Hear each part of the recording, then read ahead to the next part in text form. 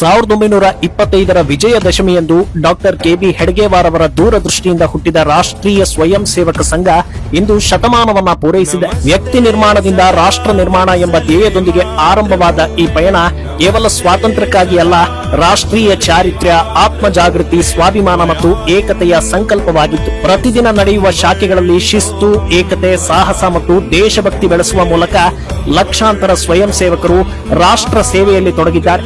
ಇಂದು ಭಾರತದೆಲ್ಲೆಡೆ 83,000ಕ್ಕೂ ಹೆಚ್ಚು ಶಾಖೆಗಳು ಕಾರ್ಯನಿರ್ವಹಿಸ್ತಾ ಇದ್ದು 1.29 ಲಕ್ಷಕ್ಕೂ ಹೆಚ್ಚು ಸೇವಾ ಯೋಜನೆಗಳ ಮೂಲಕ ಶಿಕ್ಷಣ, ಆರೋಗ್ಯ, ಪರಿಸರ, ಗ್ರಾಮಾಭಿವೃದ್ಧಿ, ಸಾಮಾಜಿಕ ಸಮರಸತೆ ಮತ್ತು ಮಹಿಳಾ ಶಕ್ತೀಕರಣಕ್ಕೆ ಪ್ರೇರಣೆ ನೀಡುತ್ತಿದೆ.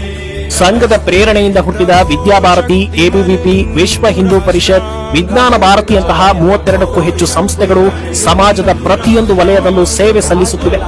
ಸಂಘದ ಶತಮಾನೋತ್ಸವದ ಪಂಚ ಪರಿವರ್ತನೆಗಳು ಸಾಮಾಜಿಕ ಸಮರಸತೆ, ಪರಿಸರ ಸಂರಕ್ಷಣೆ, ಕುಟುಂಬ ಪ್ರಬೋಧನ, ಸ್ವಾವಲಂಬಿ ಜೀವನ ಮತ್ತು ನಾಗರಿಕ ಕರ್ತವ್ಯ ಬೋಧ ಇವುಗಳೇ ನವ ಭಾರತಕ್ಕೆ ಮಾರ್ಗದರ್ಶಿಯಾಗಿದೆ.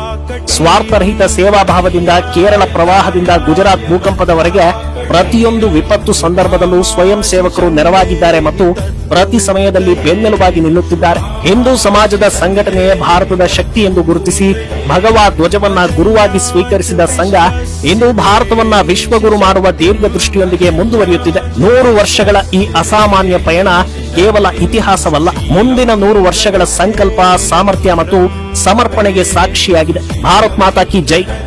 ನಮಸ್ತೆ ಸದಾ ವತ್ಸಲೆ